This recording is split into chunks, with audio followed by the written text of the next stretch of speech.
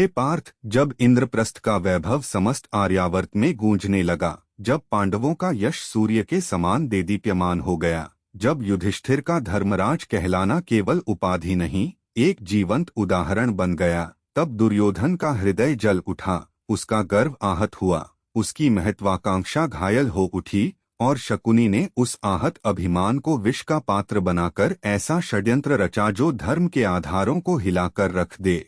और तब हुआ वह आमंत्रण जो स्नेह और आत्मीयता के आवरण में छल से लिपटा हुआ था। कौरवों ने पांडवों को जुए के लिए आमंत्रित किया। हे अर्जुन, उस समय मैं दूर द्वारका में था और युधिष्ठिर ने यह सोचकर कि क्षत्रिय को राजसभा का आमंत्रण अस्वीकार नहीं करना चाहिए, उस खेल में भाग लिया जिसमें दांव पर केवल स्वर्ण या गाय या हाथी नहीं लगे, वरन धर्म, नारी की मर्यादा और आत्मा की गरिमा तक दांव पर चढ़ाई गई। शकुनी ने पांसे फेंके, परंतु उसका मन छल से भरा था, और दुर्योधन ने अपने मामा की चालों पर भरोसा कर एक एक करके युधिष्ठिर को उस दलदल में खींचा, जहां पहले राज्य, फिर भाइयों, फिर स्वयं को और अंततः द्रौपदी को भी हार बैठे। हे धनंजय, वह क्षण केवल द्रौपदी का नहीं, संपूर्ण नारी जाति की परीक्षा का था, जब उसे केश पकड़कर दरबार में घसीटा गया। वह सभा जहां भीष्म, द्रोण, कृपाचार्य जैसे ज्ञानी और वरिष्ठ बैठे थे, परंतु कोई भी उस अपमान को रोक नहीं सका। सब मौन थे। वह मौन केवल कायरता नहीं था, वह अधर्म की सहमति थी। और जब द्रौपदी ने प्रश्न किया, सभेयो बतावन्तु धर्म, कि क्या यह धर्म है, क्या मैं कोई वस्तु हूँ जो दांव पर लगाई जा सकती हूँ, तब वह प्रश्न कालजयी बन गया। और जब दुर्योधन ने उसके वस्त्र हरने का आदेश दिया, तब संपूर्ण ब्रह्मांड कांप उठा। तब मैं कृष्ण उसकी पुकार पर दौड़ा और उसके चीर को अनंत कर दिया, क्योंकि जब कोई नारी धर्म के लिए पुकारे तो मैं स्वयं उसकी रक्षा करने को बाध्य हो जाता हूँ। और हे पार्थ, वह दिन सभ्यता की परीक्षा का दिन था, जहाँ कौरवों ने धर्म का गला घोंट दिया और पांडवों को 12 वर्ष वनवास तथा 1 वर्ष अज्ञातवास की शर्त पर जुए में फिर से हराया गया, और तुम सब वनों की ओर निकल पड़े, न केवल शरीर से अपितु आत्मा से भी विदीर्ण होकर। और वहीं से प्रारंभ हुई तुम्हारी सबसे कठिन यात्रा, जहां तुमने केवल प्रकृति से ही नहीं, अपने भीतर के संदेहों, पीड़ाओं और मोह से भी युद्ध किया। वहां भीम ने हनुमान से भेंट की, अर्जुन ने स्वर्ग जाकर इंद्र से दिव्यास्त्र प्राप्त किए, और युधिष्ठिर ने धर्मराज से गूढ़ प्रश्नों का उत्तर देकर आत्मज्ञान प्राप्त किया। और वह वनवास केवल दंड नहीं था, वह तपस्या थी जो आत्मा को शुद्ध करती है। और हे अर्जुन, जब वह 13 वर्षों की अवधि समाप्त हुई और तुमने अपनी पहचान उजागर की, तब तुम सब हस्तिनापुर लौटे न्याय की याचना लेकर, न कि प्रतिशोध की भावना से। परंतु दुर्योधन ने 5 ग्राम तक देने से इनकार कर दिया। वह सत्ता के मद में इतना अंधा हो गया कि उसने समझा कि वह अधर्म से भी विजयी रह सकता है। और तभी तुमने युद्ध का निर्णय लिया, और तब मैं, माधव, शांति दूत बनकर हस्तिनापुर गया, जहां धृतराष्ट्र, भीष्म, द्रोण और सभी से निवेदन किया कि युद्ध से पूर्व धर्म की रक्षा की जाए। परंतु दुर्योधन ने न केवल मेरा प्रस्ताव ठुकराया, वरन मुझे बंदी बनाने का प्रयास भी किया। तब मैंने विराट रूप धारण कर सभा को दिखाया कि मैं कौन हूँ, वह जो संहार भी है और संरक्षण भी। और हे पार्थ, उसी दिन निर्णय हुआ कि युद्ध अब अपरिहार्य है। और तब दोनों पक्षों ने अपनी सेना का गठन किया। और जब तुम मेरे पास आए और कहा कि तुम केवल मुझे चाहते हो, न कि मेरी सेना, और दुर्योधन ने मेरी नारायणी सेना को चुना, तब मैंने मुस्कुराकर कहा, हे अर्जुन, तू ही विजयी होगा, क्योंकि तूने मुझे स्वयं चुना। मैं तेरे रथ का सारथी बना। और जान ले, जब मैं किसी के साथ होता हूँ तो वह सत्य के साथ होता है, और जब कोई सत्य के साथ होता है तब संपूर्ण ब्रह्मांड उसकी सहायता करता है। और यही उस युद्ध की नींव थी जिसे अब मैं तुझे आगे के भागों में सुनाऊंगा, जहाँ कुरुक्षेत्र केवल रणभूमि नहीं, आत्मा की परीक्षा की भूमि बन जाएगी। हे अर्जुन, जब कुरुक्षेत्र की भूमि पर दोनों सेनाएं आमने सामने खड़ी हो गईं, तो वह दृश्य केवल युद्ध का आरंभ नहीं था, बल्कि युग परिवर्तन की उद्घोषणा थी। उस पावन भूमि पर जहां रथों की गर्जना, शंखनाद, ध्वजों की फड़फड़ाहट और योद्धाओं की सांसों की गर्मी ने आकाश तक को कंपा दिया। वहीं मैं तुम्हारे रथ का सारथी बना। तुमने गांडीव उठाया, पर जब तुमने अपने ही संबंधियों, आचार्यों, भाइयों और मित्रों को युद्धभूमि में देखा, तब तुम्हारा हृदय मोह में बंध गया। तुम्हारे हाथ कांपने लगे। तुमने गांडीव रख दिया और कहा, हे केशव, मैं युद्ध नहीं कर सकता। और वह क्षण वह था जब संपूर्ण मानवता तुम्हारे माध्यम से अपने भीतर के संघर्ष से परिचित हुई। और तब मैंने, योगेश्वर ने, तुम्हें ज्ञान का वह अमृत प्रदान किया जिसे अब समस्त जगत भगवद गीता के नाम से जानता है। मैंने कहा, हे पार्थ, यह तेरा धर्म है। तू केवल निमित्त मात्र है। कर्म कर, फल की इच्छा मत कर। और मैंने तुझे अपना विराट रूप दिखाया, वह रूप जिसमें ब्रह्मांड की संपूर्ण गति, सृष्टि, पालन और संहार समाहित है। जब तुमने देखा कि कैसे मैं समय हूँ, कालोस्मि लोकक्षयकृत प्रवृद्ध, और तब तुम्हारी शंका दूर हुई, मोह भंग हुआ और तुमने गांडीव उठाया। यह युद्ध केवल भूमि के लिए नहीं था, यह धर्म की स्थापना के लिए था। और हे अर्जुन, युद्ध आरंभ हुआ। भयंकर घोष से पहले दिन ही भीष्म पितामह ने अपनी प्रतिज्ञा के साथ युद्धभूमि को रक्तरंजित कर दिया। और तुम, मैं, भीम, नकुल, सहदेव सभी रण में उतर पड़े। द्रौपदी के अपमान का प्रतिशोध, धर्म की रक्षा और मानवता की पुनर्स्थापना का यज्ञ शुरू हुआ। और हर दिन एक महायोद्धा मृत्यु के पथ पर बढ़ा।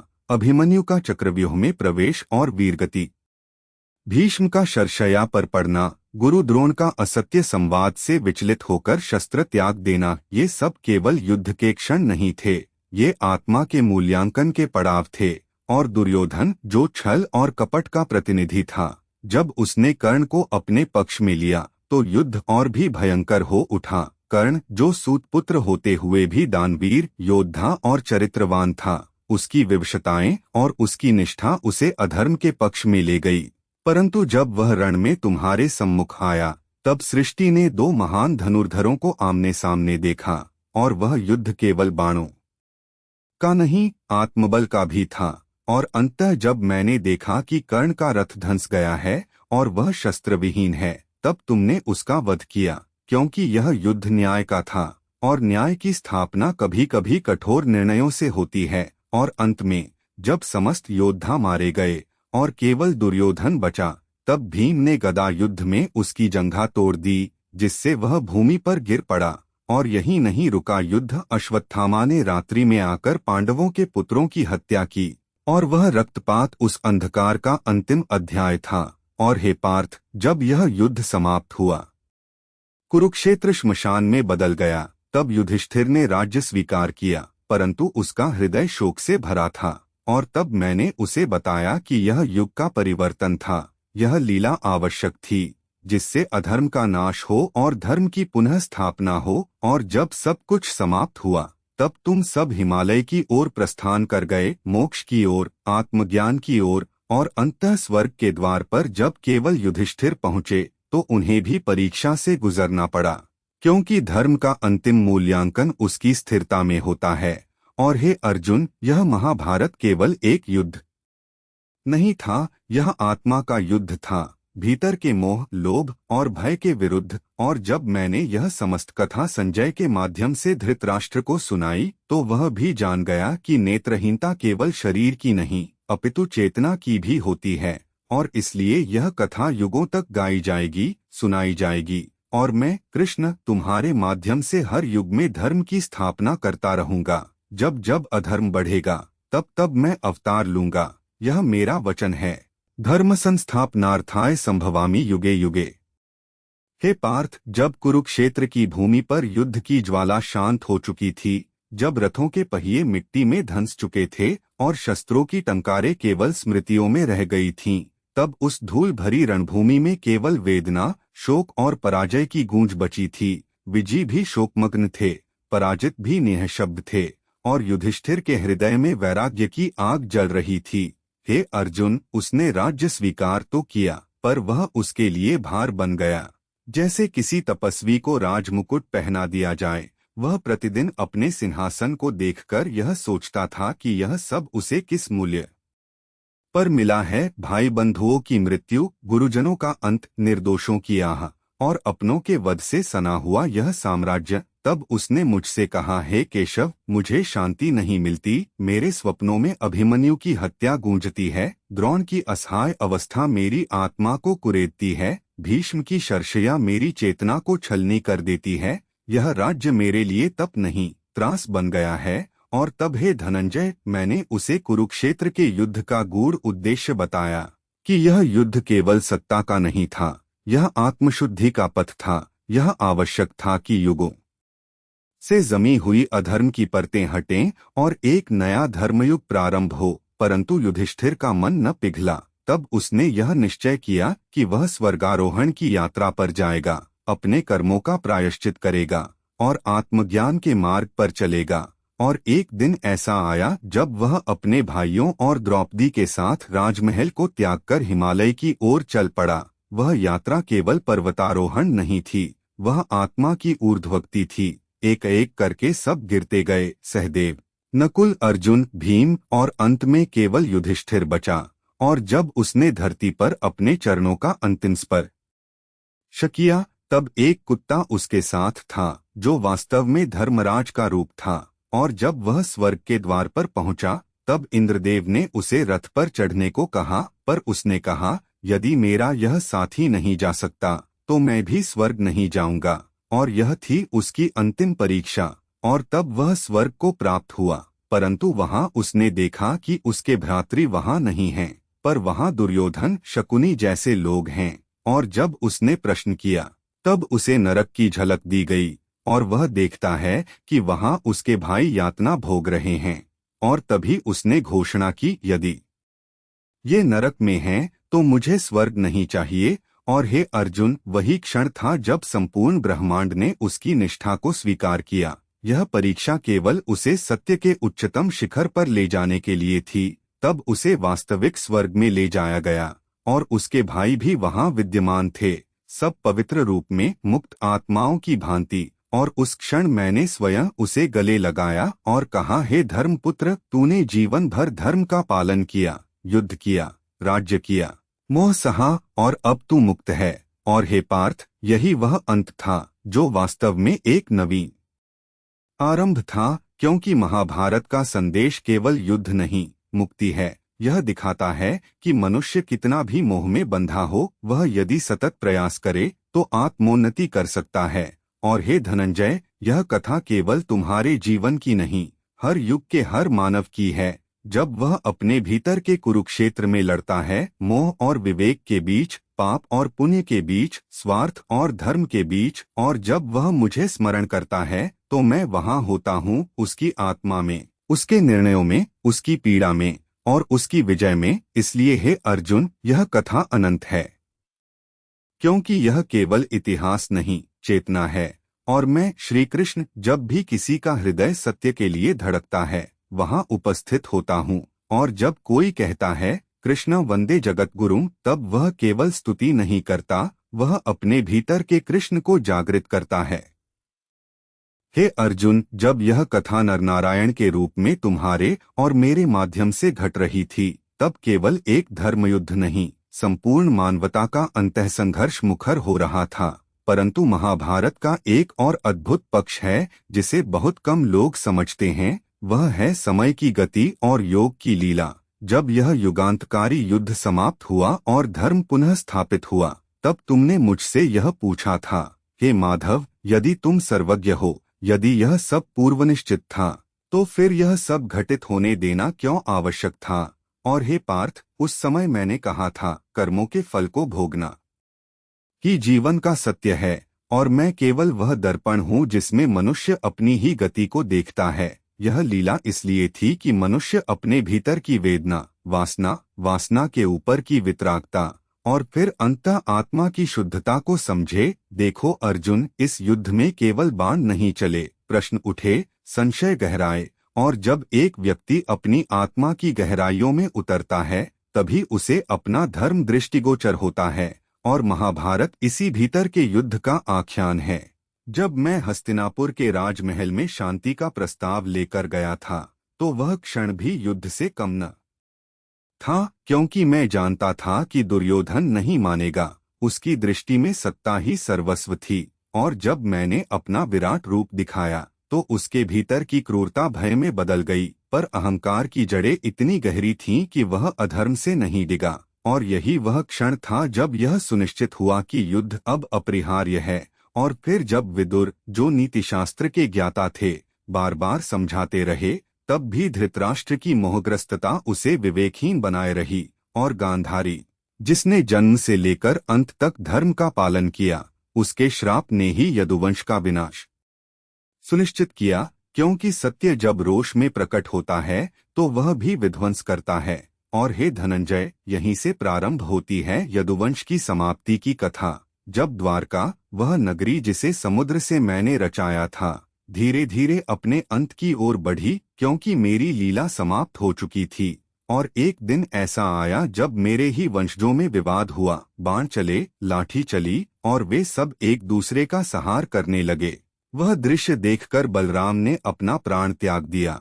और मैं जब समुद्र किनारे विश्राम कर रहा था, तब शिकारी जरा ने मुझे हिरण समझकर बाण चला दिया, और वह मेरा अंतिम क्षण था इस पृथ्वी पर हे पार्थ, वह अंत नहीं था, वह केवल लीला का परिवर्तन था। मैं अदृश्य हुआ, पर सदा के लिए इस भूमि पर अपने ज्ञान, अपने प्रेम और अपने धर्म की गाथा छोड़ गया। और महाभारत, वह महाग्रंथ जिसमें कौरवों और पांडवों का संघर्ष, मानवता के मूल प्रश्न और मेरी गीता के वचन समाहित हैं, वह युगों युगों तक जीवित रहेगा। क्योंकि जब जब मानव अपनी चेतना में उलझेगा, जब वह धर्म और अधर्म के बीच भटकेगा, तब उसे इस कथा में मार्ग मिलेगा। और यही कारण है कि व्यास ने इस ग्रंथ को इतिहास नहीं, पुराण कहा, क्योंकि यह केवल अतीत का वर्णन नहीं, यह भविष्य का भी संकेत है। और हे अर्जुन, तुम स्वयं वह माध्यम बने जिसके द्वारा मैंने यह ज्ञान संसार को दिया।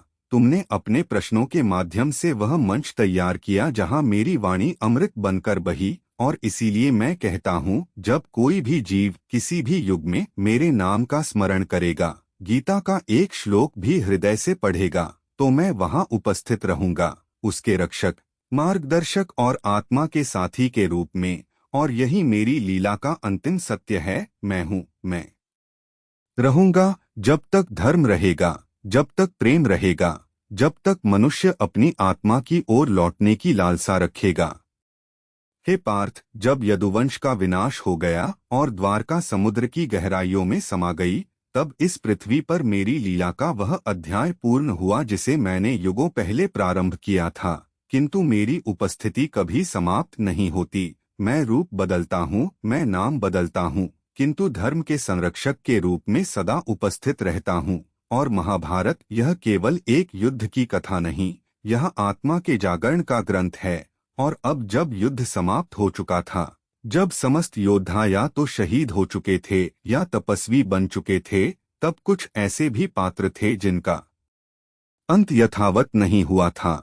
और उनमें सबसे रहस्यमयी था अश्वत्थामा, गुरु द्रोणाचार्य का पुत्र, जो अपने पिता की मृत्यु के पश्चात राग, द्वेष और प्रतिशोध की अग्नि में तप रहा था। और एक रात्रि, जब युद्ध समाप्ति के पश्चात शिविरों में निःशस्त्र पांडव पक्ष सो रहा था, तब अश्वत्थामा ने कृतवर्मा और कृपाचार्य के साथ मिलकर एक भयावह कृत्य किया। उसने सोते हुए द्रुपद पुत्रों, द्रौपदी के पुत्रों का वध कर डाला। यह प्रतिशोध नहीं था, यह अधर्म की पराकाष्ठा थी। और जब अर्जुन ने उसे पकड़ा, तब उसने ब्रह्मास्त्र का प्रयोग किया। और तब हे अर्जुन, तुम्हें भी वह ब्रह्मास्त्र चलाना पड़ा। परंतु जब दोनों शक्तिशाली अस्त्रों के टकराने से संपूर्ण ब्रह्मांड कंपित होने लगा, तब मैंने स्वयं उपस्थित होकर आदेश दिया कि इन अस्त्रों को वापस लिया जाए। और हे धनंजय, तुमने मेरा आदेश मानकर ब्रह्मास्त्र को वापस ले लिया, किंतु अश्वत्थामा नहीं कर सका, क्योंकि उसका विवेक नष्ट हो चुका था।